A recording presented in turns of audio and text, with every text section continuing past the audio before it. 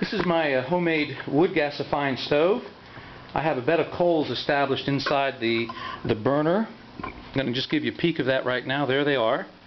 And if you've been watching the first videos, I'm still in real time from when I started. I'm approximately 10 minutes into using this stove since I started this first video. What I'm going to do now is just show you alternate wood supplies, biofuels that I can use. I use wood chips, wood bits in the first one. Here are some small samples of little tiny, what I call ground duff, forest debris, and twigs and sticks. I'm going to charge up the stove with those materials. First thing I'm going to do is to turn on the fan. And now I'm putting in some of the duff. We might get a small amount of smoke here, but then it will flame up pretty quickly.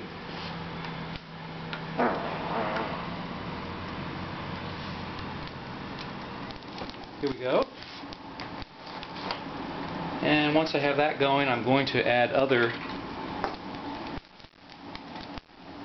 sticks from the forest.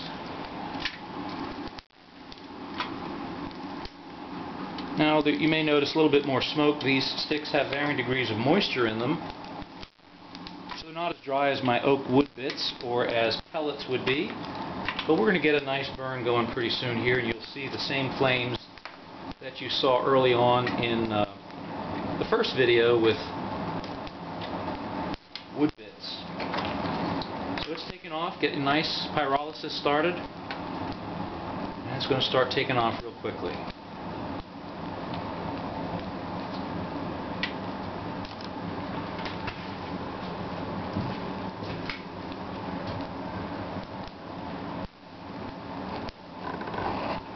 We're 2 minutes and 15 seconds into this demonstration. So hopefully you can see that I have about the same kind of heat output in terms of what you can see of visible flames that we did with the wood bits. Again, that's about 12 to 18 inches tall.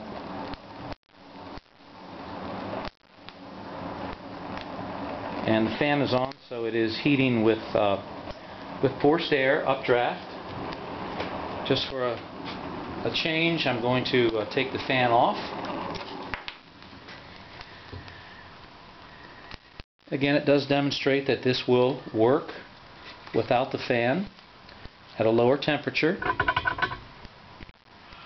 And what it's doing is it's burning the gases that the wood itself generates, and it's heating those gases and burning them for a more complete combustion.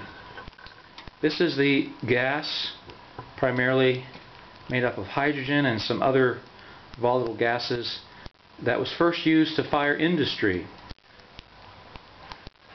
before there were petroleum distillates for combustion. Blast furnaces used wood gas, dynamos, they used it in some steam generation, and so on. But you can see the wood gases coming out of there. I'm going to turn on the blower again, the fan with the battery pack, just for the contrast.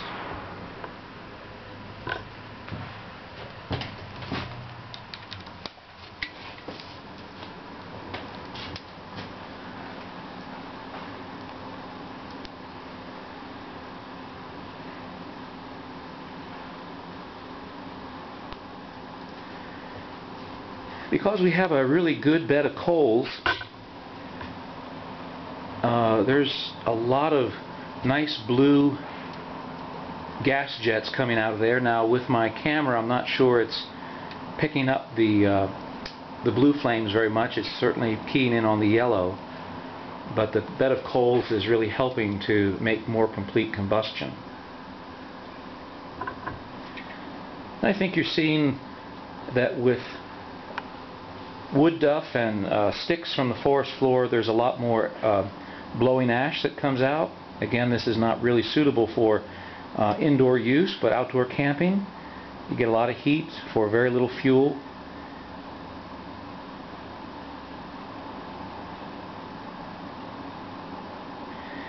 And if you were cooking and you needed to continue the burn, you just add a little bit more fuel into the combustion chamber, and it takes off pretty quickly.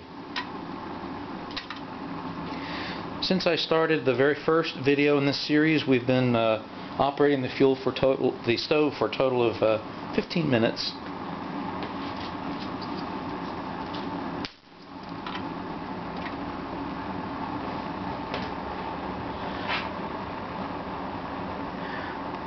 The very last thing I'm going to show you is that it can burn once there is a pyrolysis bed of coals established. It can burn pine cones. I just threw a pine cone in there. And I'm going to gather a bit of sawdust from my shop floor and show you what happens when you add sawdust.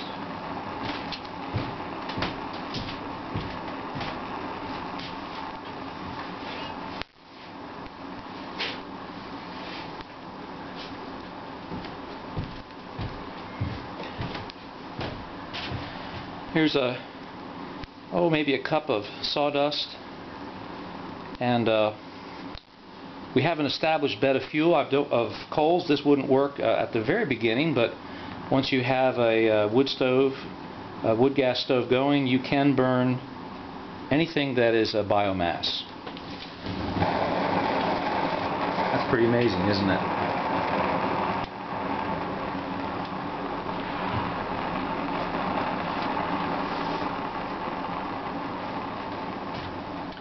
Thanks for watching my homemade wood gas stove.